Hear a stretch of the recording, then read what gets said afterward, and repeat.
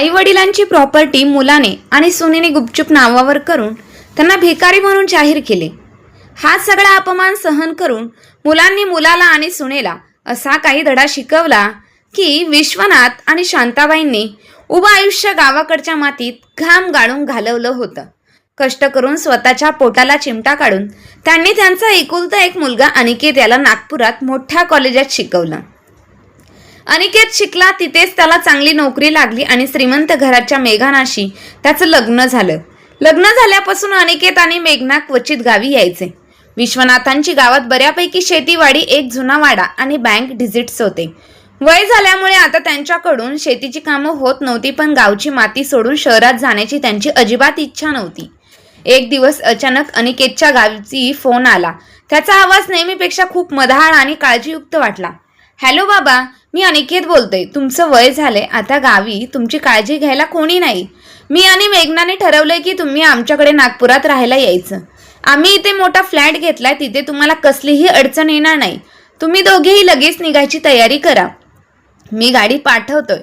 अनिकेत फोनवर म्हणाला। बाबांनी फोन ठेवला आणि त्यांच्या डोळ्यात आनंद अश्रू आले। त्याने शांताबाईंना सांगितलं, बघितलंस शांता, आपला मुलगा किती आपली काळजी करत आहे। शेवटी रक्ताची ओढ स्वस्त बसू देत नाही। शहरात नेऊन आपली सेवा करायची आहे त्याला। शांताबाईंनाही खूप आनंद झाला। गाडगे मडके, घरची पाळलेली जनावरं शेजाऱ्यांच्या हवाली करून डोळ्यात गावची आस धरूनही ही वृद्ध माऊली मुलाच्या सुखासाठी शहराकडे निघाली। त्यांना वाटलं होतं की आयुष्याची संध्याकाळ आता मुलासुनाच्या छत्रेखाली सुखात जाईल। नागपुरातील त्या टोलेजंग इमारतीसमोर गाडी थांबली।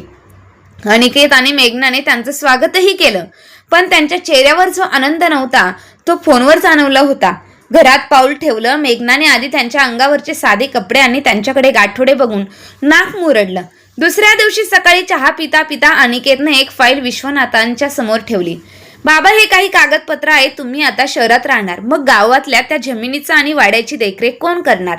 त्यापेक्षा ती जमीन आणि वाडा माझ्या नावावर करून टाका, म्हणजे मी ते विकून तिथे नवीन बिझनेस आणि इन्व्हेस्ट करता येईल। आणि तुमच्या बँकेतले फिक्स डिपॉझिट ते माझ्या खात्यावर ट्रान्सफर करण्याचे फॉर्म्स आहेत, हे त्यावर फक्त तुमच्या सह्या हव्या आहेत, अनिकेतने अगदी सहजतेने म्हटलं। विश्वनाथांना थोडं खटकलं, पण मुलावरचा आंधळा विश्वास आणि मेघनाच्या चेहऱ्यावरचा खोटा पुळका बघून त्यांनी विचार केला, शेवटी हे सगळं अनिकेतच आहे, आपण तरी आता काय करणार या संपत्तीचं? त्यांनी कसलाही विचार न करता सर्व कागदपत्रांवर आणि चेकबुकवर आपल्या सह्या करून दिल्या। सह्या झाल्या आणि जणू अनिकेतच्या चेहऱ्यावरचा मुखवटा गळून पडला। विश्वनाथ आणि शांताबाईंच्या आयुष्यातील सुखाचे दिवस संपून नरक यातना सुरू होणार होत्या याची त्यांना पुसटशी कल्पना नव्हती। दुपार झाली। शांताबाईंना वाटलं सुनेला स्वयंपाक करायला मदत करावी, म्हणून त्या किचनमध्ये गेल्या, तर मेघनाने थेट त्यांच्या हातातून झाडू आणि पोछाचं कापड दिलं। हे बघा सासूबाई, आमच्याकडे कामवाल्या बाई तर खूप पगार घ्यावा लागतो। आता तुम्ही इथे फुकट राहणारच आहात, तर घरातील कामही तुम्हीच करायची। आधी हे पूर्ण घर झाडून पुसून घ्या, मग किचन ओटा स्वच्छ करा, आणि हो, वाड्यात जसा कसाही राहायच्या तसं इथं चालणार नाही, घर एकदम चकचकीत पाहिजे। मेघनाने आवाजात हुकूम सोडला। मेघ शांताबाई थक्क झाल्या। ज्या हातांनी मुलाला घास भरवला त्याच हातांना आता नोकरासारखं वागवलं जात होतं। त्यांनी हळूच विश्वनाथांकडे पाहिलं। विश्वनाथांच्या डोळ्यातही पाणी आलं, कारण अनिकेतने त्यांनाही बागेची साफसफाई आणि मेघनाच्या गाडीची काच पुसायला लावली होती। शांता, काही बोलू नकोस, मुलाचं घर आहे, सुरुवातीला असं होत असतं, आपण सांभाळून घेऊ।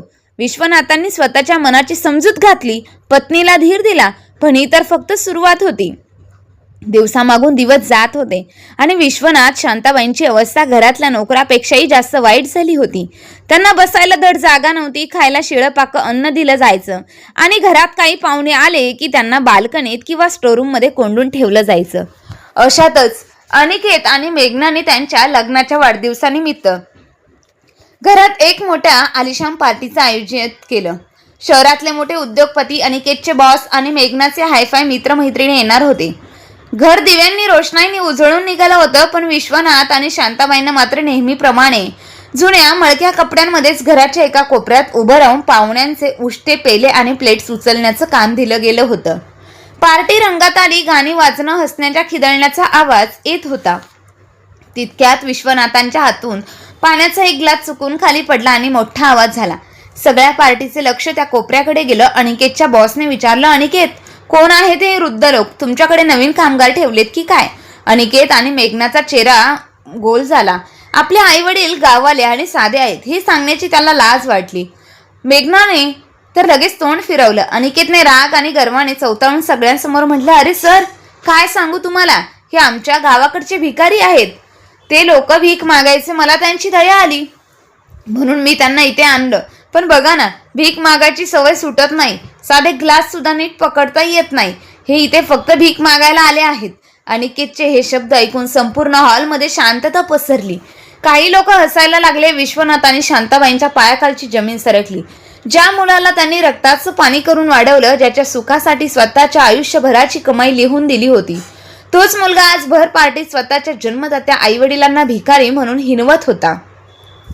शांताबाईंना हुंदका अनावर झाला. विश्वनाथांचे हात थरथरत होते, पण त्यांच्या डोळ्यात आता आसवांची जागा एका अंगाऱ्याने घेतली होती. मुलाचा हा क्रूरपणा, कृतज्ञपणा पाहून विश्वनाथांच्या अंतरात्म्याला मोठी जखम झाली. त्यांनी मनोमन एक असा निर्णय घेतला जो की अनिकेत आणि मेघनाच्या कल्पनेच्या पलीकडचे होता. अनिकेतचे ते विषारी शब्द संपूर्ण हॉलमध्ये घुमले आणि विश्वनाथांच्या काळजाचा तुकडा तुकडा झाला. ज्या मुलाला कडेवर खेळवलं, ज्याच्या एका लहानशा रडण्याने रात्रीची झोप उडाली होती, तोच मुलगा आज पैशांच्या आणि प्रतिष्ठेच्या गर्वाने एवढा आंधळा झाला होता की त्याला जन्मदात्यांची ओळख सांगतानाही लाज वाटत होती.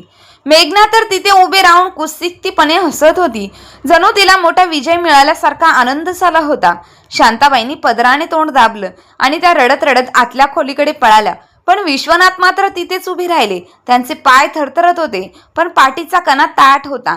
त्यांच्या डोळ्यात आता अगणिकता नव्हती, तर एक वेगळाच करारीपणा चमकत होता. त्यांनी अनिकेतच्या डोळ्यात डोळे घालून पाहिलं. त्या नजरेत एवढा संताप आणि अधिकार होता की काही क्षणांसाठी अनिकेतची ही नजर खाली झाली. पण लगेचच त्याने स्वतःला सावरलं आणि सुरक्षा रक्षकाला बोलवून विश्वनाथांना तिथून बाजूला करायला लावलं. ती रात्र विश्वनाथ आणि शांताबाई यांच्यासाठी युगांसारखी मोठी होती. खोलीत एका कोपऱ्यात शांताबाई बसून ढसाढसा रडत होत्या. अहो, काय कर्माचं फळ मिळाले आपल्याला या इतक्या दिवसांसाठी? आपण याला इतकं शिकवलं का हो? त्यापेक्षा गावातच त्या मातीत आमचा जीव गेला असता तर बरं झालं असतं. विश्वनाथांनी शांताबाईंच्या खांद्यावर हात ठेवला.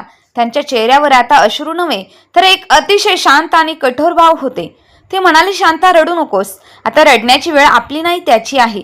ज्या संपत्तीच्या जोरावर हा आज एवढ्या उड्या मारतोय ना, त्याला वाटतंय की त्याने सगळं काही जिंकलंय, पण तोही विसरलाय की कायदा आणि नियती अजूनही जिवंत आहे.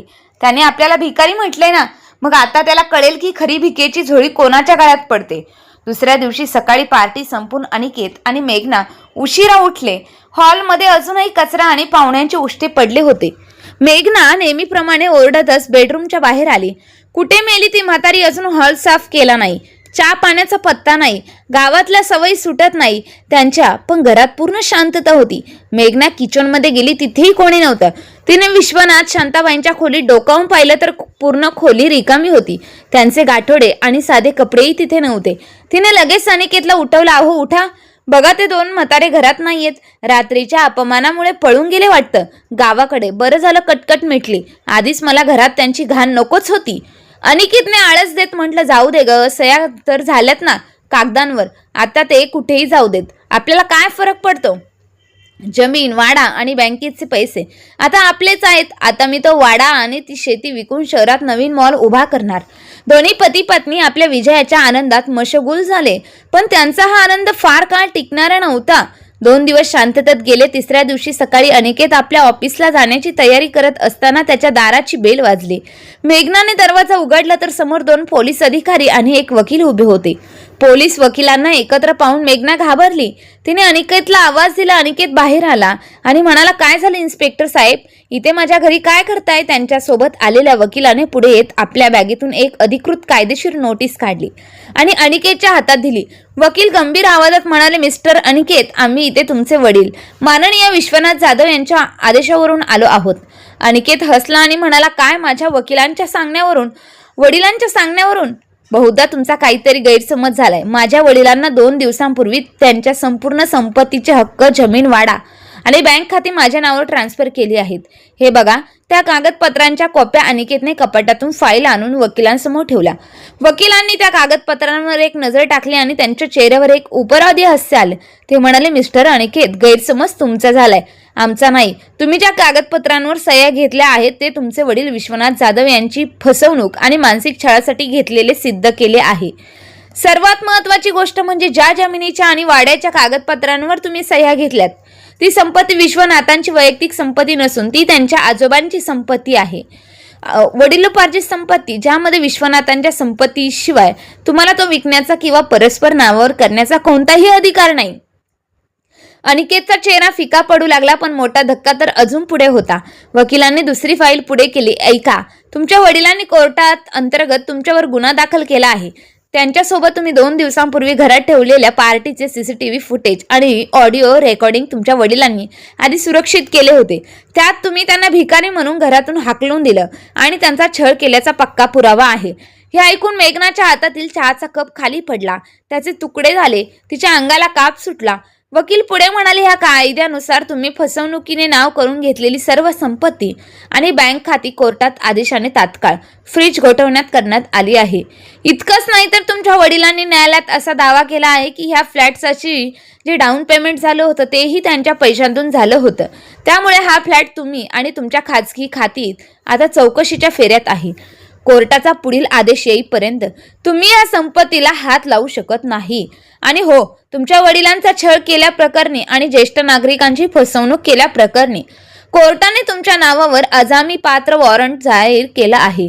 हालचाली सुरू केल्या आहेत. अनिकेतच्या पायाखालची जमीन सरकली. त्याचे डोळे पांढरे झाले. ज्या संपत्तीच्या जोरावर तो हवेत उडत होता ती संपत्ती एका रात्रीत त्याच्या हातून वाळूसारखी निसटली. पण बाबा आहेत कुठे? आहेत, आणि ते असं कसं करू शकतात? मी त्यांचा एकुलता एक मुलगा आहे, अनिकेत चाचरत म्हणाला. इन्स्पेक्टर पुढे येत सांगत म्हणाले, खांद्यावर हात ठेवला आणि आवाजात म्हटले, तुझे बाबा आता एका सुरक्षित ठिकाणी आहे, जिथून ते ही लढाई लढणार आहे. ज्या आईवडिलांना तू भिकारी म्हणालास ना, त्यांनी तुला रस्त्यावर आणण्याची पूर्ण तयारी केली आहे. मिस्टर अनिकेत, वकिलांच्या नोटीसवर सही करा आणि कोर्टाच्या पुढच्या सुनावणीला हजर राहण्याची तयारी ठेवा, नाहीतर सरळ जेलची हवा खावी लागेल. पोलीस आणि वकील निघून गेले. मेघना सोप्यावर कोसळली आणि तिने डोक्याला हात लावला. अनिकेत भिंतीला टेकून खाली बसला. त्याच्या आयुष्याला एवढी मोठी कलाटणी बसली आणि वडिलांचा एक निर्णय त्याच्या अंगावर उलटेल याचा विचारही आणि अनिकेतने स्वप्नातही केला नव्हता. मेघना आणि पोलीस आणि वकील घरातून बाहेर पडले तशी त्या आलिशान फ्लॅटमधील शांतता अधिकच भयानक वाटू लागली. अनिकेतने डोक्याला हात लावून हॉलच्या फरशीवर बसून होता. त्याचे डोळे शून्यात हरवले होते. मग मेघना थरकापत होती. ज्या संपत्तीच्या आणि पैशाच्या जोरावर सासू सासऱ्यांचा नोकरासारखा छळ केला होता ती संपत्ती आता त्यांच्या हातातून निसटून गेली होती. शांततेचा भंग मेघना करत सोप्यावरून उठली आणि अनिकेतवर ओरडली, हे काय अनिकेत? मला हे असं काही होणार आहे याची माहिती तर मी तुझ्या आईवडिलांना कधीच या घरात पाऊल ठेवू दिलं नसतं. काय म्हणाला तो वकील? आपली बँक खाती फ्रीज झाली, मग माझ्या केटी पार्टीचं खर्चाचं काय, माझ्या शॉपिंगचं काय, आणि समाज माध्यमांवर माझ्या मैत्रिणींमध्ये माझा काय आबरू राहिली? अनिकेतने चिडून उत्तर दिलं, तुझं डोकं ठिकाणावर आहे का? इथं रडगाणं गाते, इथं माझी नोकरी, माझी इज्जत आणि माझं सगळं आयुष्य पणाला लागलंय आणि तुला तुझ्या शॉपिंगचं पडलं आहे. तू विसरली आहेस का? त्यांना नोकरासारखं वागवायची कल्पना ही तुझीच होती. मी तर फक्त सह्या घेणार होतो, पण त्यांना रोजचा त्रास देऊन तू त्या म्हाताऱ्याला पेटून उठवलंस. अच्छा, म्हणजे आता सगळा दोष तू माझ्यावर लावणार? मेघनाने कमरेवर हात ठेवला. तू तुझ्या बापाच्या स्वभावाला ओळखत नव्हता का? तो गावचा पाटील आहे हे विसरलास तू? सह्या झाल्यावर त्यांना वृद्धाश्रमात सोडून यायचं होतंस, पण तूच म्हणालास की लोकांमध्ये आपली इज्जत जाईल म्हणून घरात ठेव. आता भोग तुझ्या कर्माची फळं. दोघांमधील भांडण विकोपाला गेलं. ज्या घरात 2 दिवसांपूर्वी पार्टी हसण्या खेळण्याचे आवाज येत होते तिथे आता एकमेकांवर दोषांचे डोंगर उपसले जात होते. मेघना तो श्रीमंतीचा तोरा आणि अनिकेतचा तो अहंकाराचा तोरा एका रात्रीत गायब झाला. त्याच दिवशी दुपारी अनिकेतला त्याच्या ऑफिसमधून फोन आला. अनिकेतने घाबरत फोन उचलला. हॅलो अनिकेत, मी HR मॅनेजर बोलतोय. तुमच्या कौटुंबिक वादाची आणि ज्येष्ठ नागरिकांच्या छळांची केस पोलिसांनी नोंदवली गेल्याची बातमी आमच्यापर्यंत आली आहे. कंपनीच्या पॉलिसीनुसार जोपर्यंत ही केस कोर्टात क्लिअर होत नाही तोपर्यंत तुम्हाला सस्पेंड करण्यात येत आहे. तुमचं या महिन्याचं सॅलरी अकाउंट ही कंपनीने होल्डवर ठेवलं आहे. तिकडून शब्दात सांगण्यात आलं. अनिकेतच्या हातातून फोन गळून पडला. नोकरीही गेली, बँक खाती बंद झाली आणि डोक्यावर होम लोन आणि कार लोनचे हप्ते बाकी होते. आता जगायचं कसं हा प्रश्न होता त्याच्यासमोर उभा ठाकला. दुसरीकडे नागपुरातील एका साध्या पण अत्यंत प्रतिष्ठित भागात असलेल्या स्नेहस्त्राई ह्या ज्येष्ठ नागरिक सल्लागार केंद्राच्या कार्यालयात विश्वनाथ आणि शांताबाई बसले होते. त्यांच्यासोबत त्यांचे जुने मित्र आणि हायकोर्टाचे निवृत्त न्यायाधीश माधवराव कुलकर्णी होते. माधवरावांची विश्वनाथ कायदेशीर सल्ला देऊन ही सगळी वचना आखली होती. शांताबाई अजूनही मनातून खचलेल्या होत्या. त्यांनी विश्वनाथांचा हात धरला आणि म्हणाले, अहो जे झालं ते ठीक आहे, पण शेवटी तो आपला एकुलता एक मुलगा आहे. त्याची नोकरी जाईल, तो रस्त्यावर येईल. आई म्हणून माझं काळीज तिळतिळ तुटतंय हो. विश्वनाथांच्या डोळ्यात पत्नीबद्दल सहानुभूती होती, पण त्यांचा निश्चय ढळला नव्हता. ते गंभीर आवाजात म्हणाले, शांता तू अजूनही आईच्या मायेने विचार करतेयस, पण जो मुलगा आपल्या जन्मदात्यांना सगळ्यांसमोर भिकारी म्हणू शकतो त्याला आई वडिलांच्या मायेची किंमत कधीच कळणार नाही. त्याला जर आता आपण धडा शिकवला नाही तर तो समाजातल्या इतर वृद्ध माता पित्यांचाही असाच अपमान करेल. ही लढाई फक्त आपली नाही तर स्वतःच्या मुलांकडून छळ सोसणाऱ्या प्रत्येक आईबापाची आहे. त्याला गरिबी काय असते आणि स्वाभिमान काय असतो हे कळलं पाहिजे.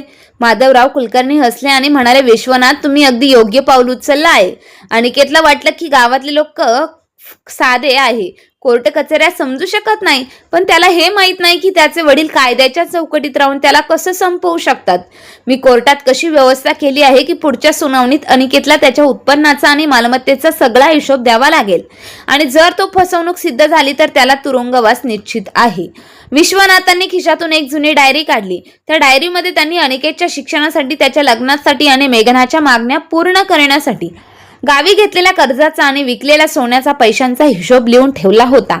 हा माझा पुढचा डाव आहे. माधवराव, अनिकेतने माझ्या रक्ताच्या पैशांवर स्वतःची इमारत उभी केली आहे ना, आता मी त्या इमारतीचा एक दगड निखळून काढणार. विश्वनाथ करारी आवाजात म्हणाले. इकडे नागपुरात अनिकेत आणि मेघना त्यांच्या घरात खाण्याचे वांदे सुरू झाले होते.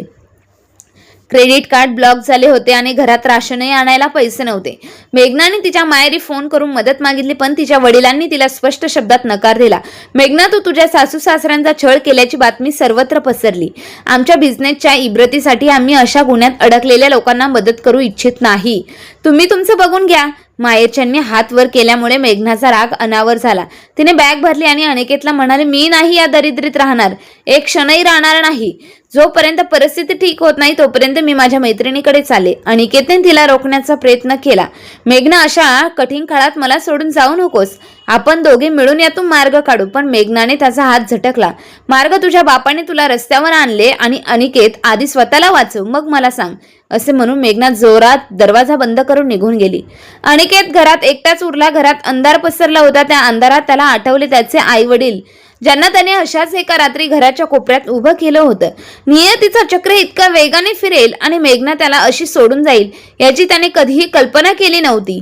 आता त्याला कोर्टाच्या पहिल्या सुनावणीला सामोरे जायचं होतं, जिथे त्याचे वडील त्याची वाट पाहत होते. ती रात्र अनिकेतने जागून काढली. मेघना घर सोडून गेली. नोकरी सस्पेंड झाली होती आणि खिशात कोर्टाच्या चक्रा मारण्यासाठी इतकेही पैसे उरले नव्हते. सकाळी उठून त्याने कसे बसे कपडे घातले आणि तो कोर्टाच्या दिशेने निघाला. ज्या कोर्ट कचऱ्यांकडे तो कधी डुंकूनही पाहत नव्हता, आज तिथे गुन्हेगारासारखं उभं राहावं लागणार होतं. कोर्टाचा हॉल लोकांच्या गर्दीने आणि वकिलांच्या आवाजाने गजबजला होता.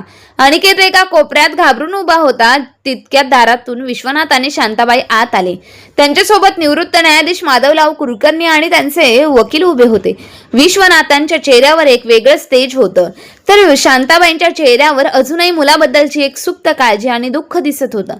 अनिकेतने धावत जाऊन विश्वनाथांचे पाय धरण्याचा प्रयत्न केला. बाबा, मला माफ करा, माझ्याकडून खूप मोठी चूक झाली. मेघनाच्या सांगण्यावरून मी वाहत गेलो होतो. ती मला सोडून निघून गेली आहे. माझी नोकरीही धोक्यात आली आहे. बाबा, मला वाचवा. अनिकेत रडत म्हणाला. विश्वनाथांनी हळूच आपले पाय मागे घेतले. त्यांच्या चेहऱ्यावर कोणताही बदल झाला नाही. ते अत्यंत शांत स्वरात म्हणाले, अनिकेत, चुका माणसाकडून होतात आणि त्याला तू माफ केला जाऊ शकत नाही, पण तू जे केलंस तो गुन्हा आहे. स्वतःच्या जन्मदात्यांना सगळ्यांसमोर भिकारी म्हणणं ही चूक नसते, तो असतो संस्काराचा एक भाग. आता जे काही येईल ते कोर्टातच होईल. जितक्यात जज साहेबांनी पुकारलं, केस नंबर 245, विश्वनाथ जाधव विरुद्ध अनिकेत जाधव. कोर्टात हजर व्हा. दोन्ही पक्ष कट्टघरात उभे राहिले. अनिकेतच्या बाजूने एक साधा सरकारी वकील उभा होता, कारण मोठ्या वकिलाला द्यायला त्याच्याकडे पैसे नव्हते. विश्वनाथांच्या वकिलांनी केस मांडायला सुरुवात केली. माय लॉर्ड, हा खटला फक्त एका मुलाने आई वडिलांची मालमत्ता बळकवल्याचा नाही, तर हा ज्येष्ठ नागरिकांच्या छळाचा अत्यंत क्रूर नमुना आहे. या मुलाने अनिकेतने आधी गोड बोलून आपल्या वृद्ध आई वडिलांना गावाकडून बोलवून घेतले. त्यांच्याकडून फसवणूक करून मानसिक दबाव आणून गावाची जमीन, वाडा, बँकेचे फिक्स डिपॉझिट स्वतःच्या नावावरती करून घेतले आणि सह्या झाल्यानंतर त्यांच्याशी वाईटपणे नोकरापेक्षाही अत्यंत वाईट वर्तणूक केली. अनिकेतच्या वकिलाने आक्षेप घेतला. ऑब्जेक्शन माय लॉर्ड, मालमत्तेचे हस्तांतर पूर्णपणे कायदेशीर आहे. विश्वनाथ जाधव यांनी स्वतः खुशीने आणि स्वाक्षरीने सही केली. काही मुलांच्या नावावर केले आहे, यात कोणतीही फसवणूक झाली नाही. विश्वनाथांचे वकील हसले आणि म्हणाले, माय लॉर्ड, माझ्याकडे या फसवणुकीचे आणि छळाचे भक्कम पुरावे आहेत. त्यांनी कोर्टासमोर एक पेनड्राईव्ह आणि काही कागदपत्रे सादर केली. हा घ्या पुरावा क्रमांक 1, अनिकेत जाधव यांच्या घरात झालेल्या पार्टीची सीसीटीव्ही फुटेज आणि ऑडिओ रेकॉर्डिंग मध्ये. यात हा मुलगा आपल्या जन्मदात्या आई वडिलांना पाहुण्यांसमोर भिकारी म्हणून हिणवत आहे आणि त्यांना घराबाहेर काढण्याची धमकी देत आहे. जर त्यांनी स्वतःच्या खुशीने संपत्ती दिली असती तर त्यांच्यासोबत अशी फसवणूक केली असती का? कोर्टाच्या मोठ्या स्क्रीनवर ते फुटेज सुरू झाले. संपूर्ण कोर्टात अनिकेतचा तो गर्विष्ठ आवाज घुमला, हे आमच्या गावाकडचे भिकारी भीक मागायची सवय सुटत नाही. हे ऐकून कोर्टात उपस्थित असलेले सर्व लोक अनिकेतकडे तिरस्काराच्या नजरेने पाहू लागले. जज साहेबांच्या चेहऱ्यावरही तीव्र संताप उमटला. वकिलांनी पुढे सांगितले, आणि हा पुरावा क्रमांक 2, ही विश्वनाथ रावांची डायरी, वैयक्तिक डायरी आणि गावाकडील बँकेचे जुने रेकॉर्ड्स आहे. या मालमत्तेतील शेती आणि वाडा हा आजोबांचा आहे.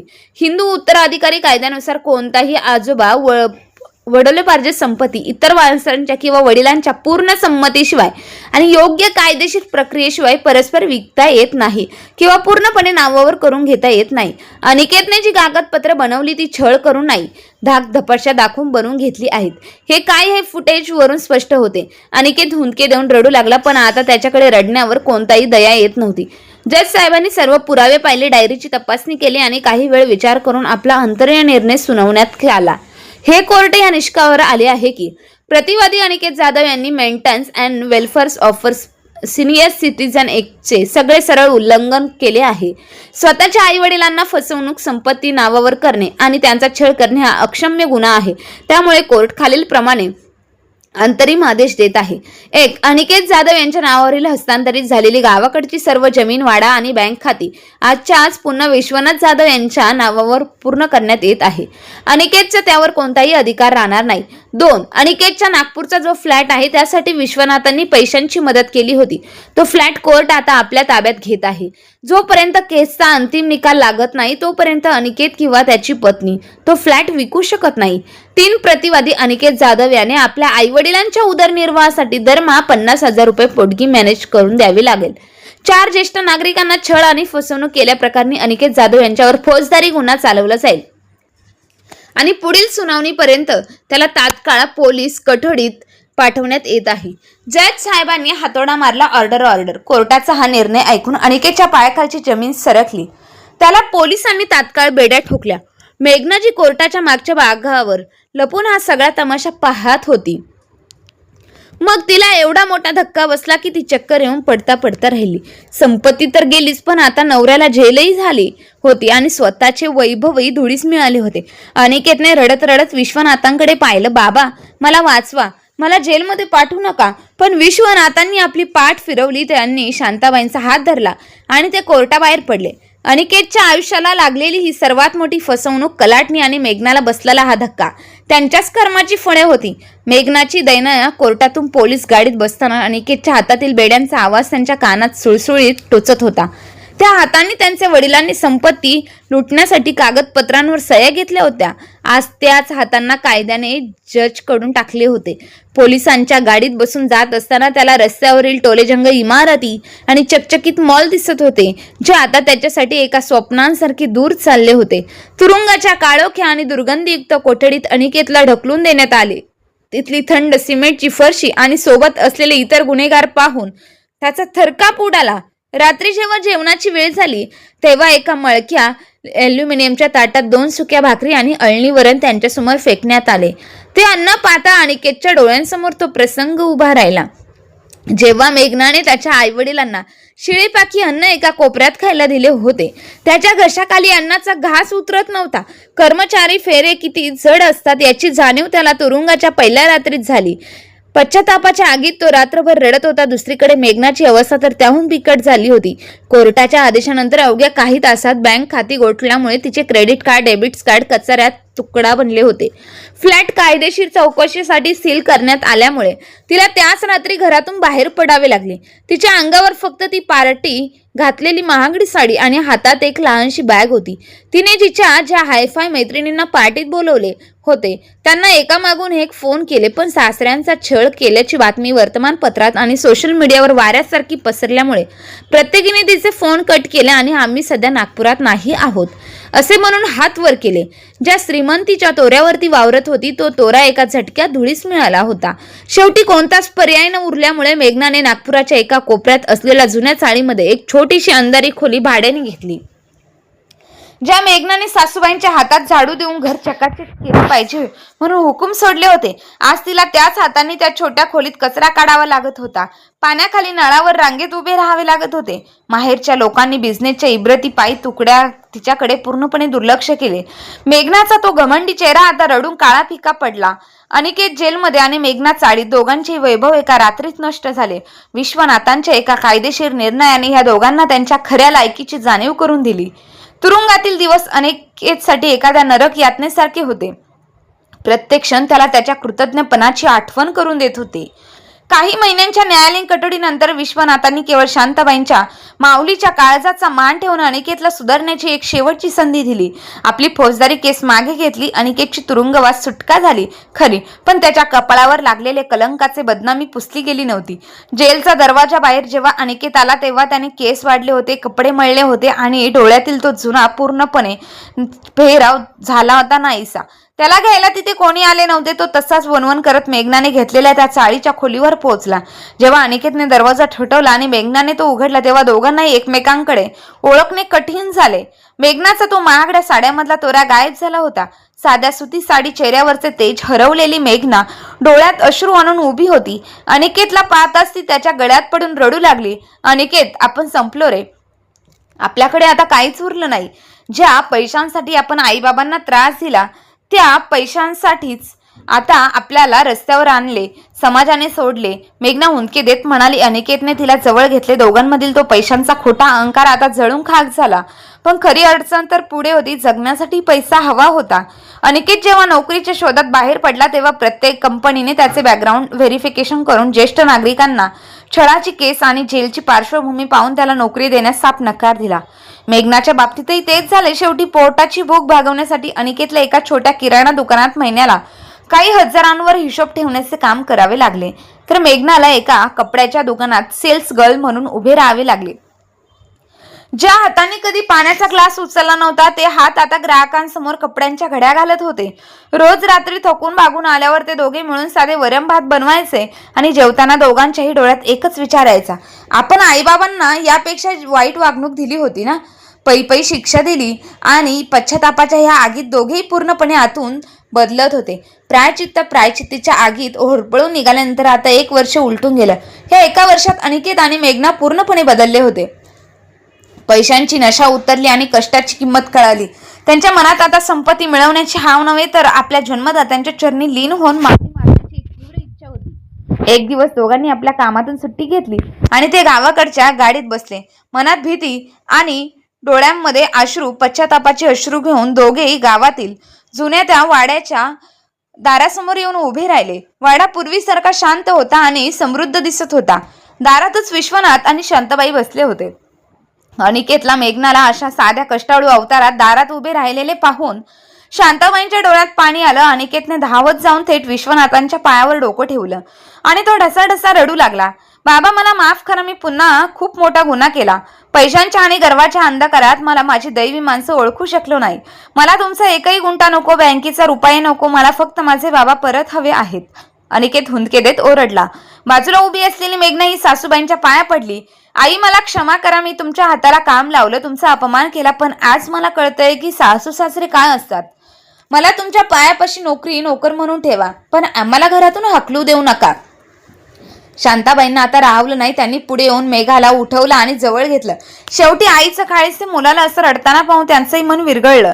त्याने विश्वनाथांकडे पाहिलं. अहो बघा ना, आपली अनिकेत, त्याला त्याची चूक कळाली आहे, माफ करा ना त्याला. विश्वनाथ हळूच खुर्चीवरून उठले. त्यांच्या चेहऱ्यावर तो जुना संताप नव्हता, तर एक समाधानाचे भाव होते. अनिकेतच्या खांद्याला धरून त्याला उठवले. अनिकेतच्या नजरेत विश्वनाथ मिळताच त्यांच्या डोक्यावर हात ठेवला. अनिकेत, मी जो निर्णय कोर्टात घेतला होता तो तुझ्याकडून संपत्ती हिरावून घेण्यासाठी नव्हता, तर तुला तुझ्या गेलेल्या सद्बुद्धीला आणि संस्कारांना परत आणण्यासाठी होता. संपत्ती आज आहे, उद्या नाही, पण जी माणसं रक्तात पाणी करून तुला घडवतात त्यांना विसरणं म्हणजे स्वतःचं अस्तित्व नाकारण्यासारखं आहे. तुला आणि सुनेला तुमची चूक कळावी हेच माझ्यासाठी कोर्टासाठी केस जिंकण्यापेक्षा मोठं यश आहे. विश्वनाथ शांतपणे करारी आवाजात म्हणाले. विश्वनाथांनी अनिकेतच्या हातातील तो किराणा दुकानाचा राजीनामा घेतला आणि त्याला वाड्याच्या चाव्या दिल्या. हा तुझा वाडा आहे आणि ही तुझीच माती आहे. शहरातल्या त्या खोट्या जगमगाटापेक्षा ह्या मातीत घाम गाळ, इथे तुला सुख आणि समाधान दोन्ही मिळेल, विश्वनाथांनी सांगितलं. त्यानंतर अनिकेत आणि मेघना कायमचे गावी राहायला आले. अनिकेतने वडिलांच्या मार्गदर्शनाखाली शेती सांभाळायला सुरुवात केली, तर मेघनाने घरची सर्व जबाबदारी आनंदाने स्वीकारली. ज्या घरात कधी कपट आणि अपमान झाला होता, तिथे आता सुखाची पहाड झाली होती. वडिलांच्या त्या एका धाडसी निर्णयाने केवळ बुडणारा कुटुंबच वाचलं नव्हतं, तर मुलगा आणि सुनेला कर्माचा खरा अर्थ शिकवून त्यांच्या आयुष्याला एक नवीन आणि सुंदर कलाटणी दिली होती. तर मित्र आणि मैत्रिणींनो, तुम्हाला ही आजची कथा कशी वाटली ते कमेंट करून नक्की कळवा आणि अशाच नवनवीन कथा ऐकण्यासाठी आपल्या चॅनलला लाईक, शेअर, सबस्क्राईब नक्की करा. धन्यवाद.